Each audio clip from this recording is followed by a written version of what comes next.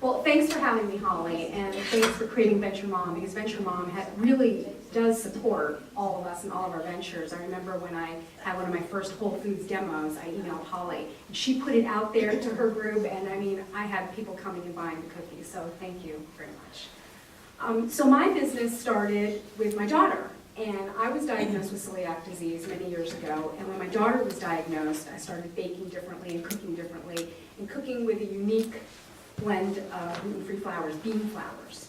And I started baking cookies, and my husband, who really has a very particular palate, tasted the cookies and said, these are actually pretty good, why don't you sell them? And I said, actually, why don't you sell them, because you're really good at selling them, I'm not so good at selling them.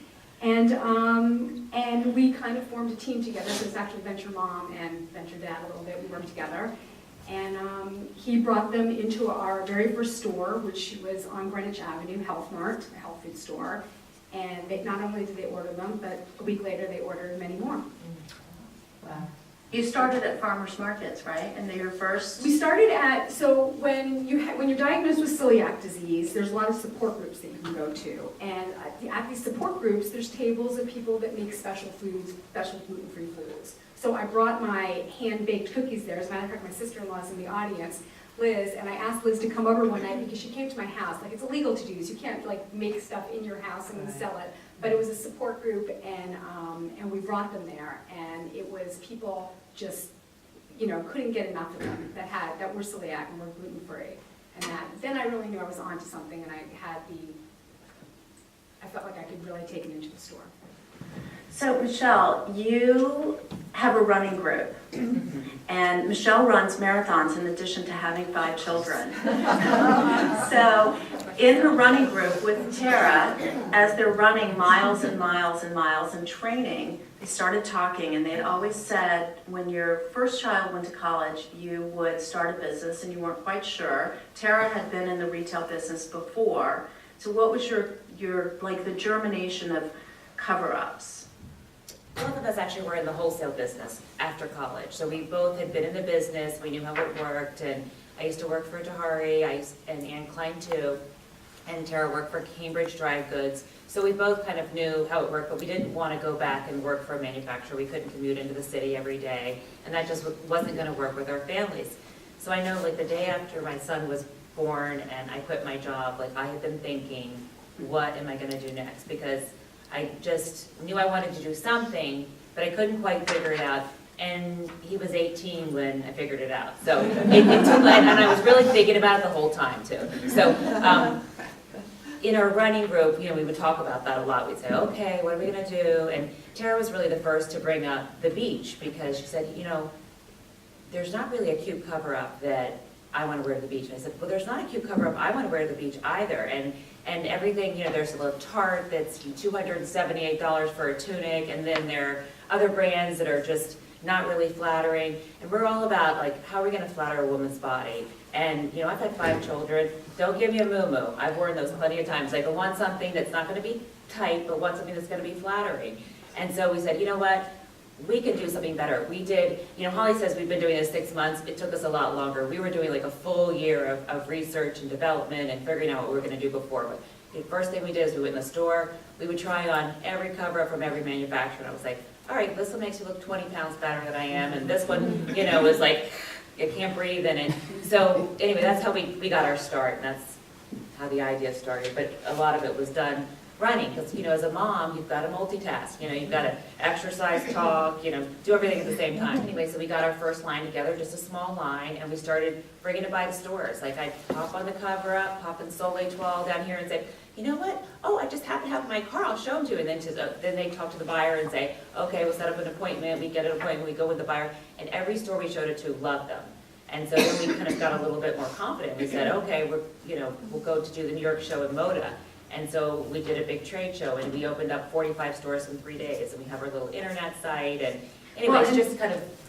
Friends and family were key in your first sale, because Tara's daughter worked for In the Pink, right? Mm-hmm. And so they had a connection through the daughter. So it wasn't our first sale, but yeah, that was a big thing. One of your first. Because that was it's a chain of 6 stores, and they bought it for all 6 stores, and they bought it in a big way.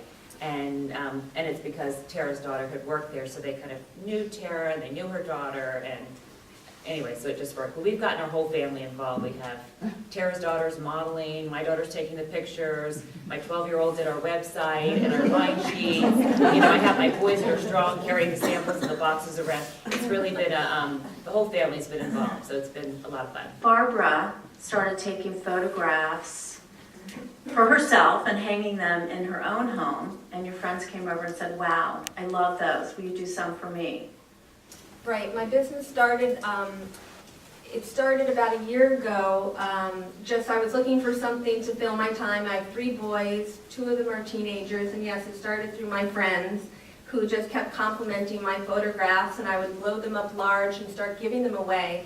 And then, you know, something clicked, and I thought maybe this could be a business. So, yeah, I tapped into my friends that own boutique stores in the area.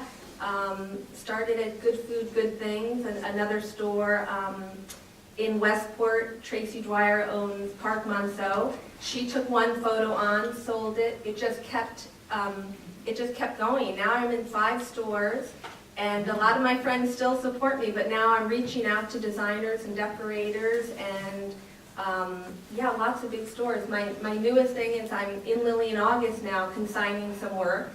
And I'm actually, they just placed an order for me to go into New York City, so that was a big deal. But yeah, I travel a lot with my husband and my family, and wherever I go, I have my camera in hand, and it's just become a passion that I've turned into a business. So it's been fun. It's been a lot of fun. Anne, Lar, and Sibylle are my French venture moms who both moved to New Canaan, and they had homes to furnish, and decided they wanted to do it in the French way. So why don't you tell how you got started? Well, thanks for having us. Thank you very much, Holly. Sure. We moved to France, to the US. I moved 12 years ago now. I now moved a little, 8 years ago. And I was in advertising in New York after being in advertising in Paris. And then my husband dragged me out of New York and moved me into New Canaan, Wildwood, Connecticut. And I told myself, what am I going to do here? My kids were small, and I couldn't go back to advertising. And what triggered the business, I didn't know at this time, was that we had a small apartment in New York, and we had a big house in New Canaan. And when I told my husband, okay, how much do I have to furnish the house? He looked at me and said, we just bought a house, we have no money left. So I started scratching my head, and I went to all the beautiful design stores around here, and it was very expensive. And I said, I can't do that. So I then talked to my mother-in-law, who's been going in estate sales and tax sales all her life, and I started realizing that there were like tons of treasures there.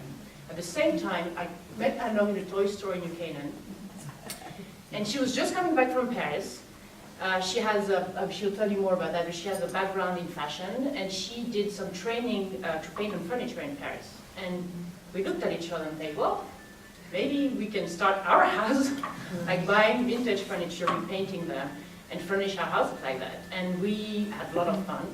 And we thought that maybe there was a market for that. And I happened to live in a barn in Silvermine that was built in 1779, which is a lovely setting for staging furniture. So we had our first event 4 years ago. I think 4 years ago, yeah. And we had no idea it was going to be a business. It was kind of, well, let's have fun, let's buy pieces, and we have a vision on it, let's redo them. We invited actually a few other designers to have like a more eclectic collection. And there was a wonderful response from neighbors and friends, and we thought that maybe we can move forward and really start a business out of it. Since then, I now moved in a new house in New Canaan where we have a second showroom. We also have a perfectly beautiful, heated and light workshop without being outside the garage when it's minus 20 outside. And so we do have kind of 3 activities in our business. We have our collection of refinished furniture. We do refinishing for our clients. They come with family heirloom that can't stand looking at. The grandma would kill them if they get rid of it. So we help them make a a new life for those nieces.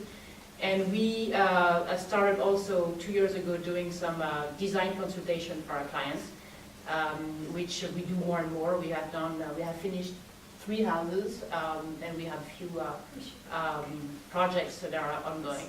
We finished mine. And we finished her house. Just built a house last year, and that's a great showroom as well for us. It's people can come to see my house and what we are able to do as an interior designer, decorator, consultant, I would say, because we have not the we didn't do the diploma to be interior designer, but we felt totally confident that we are able to do beautiful things.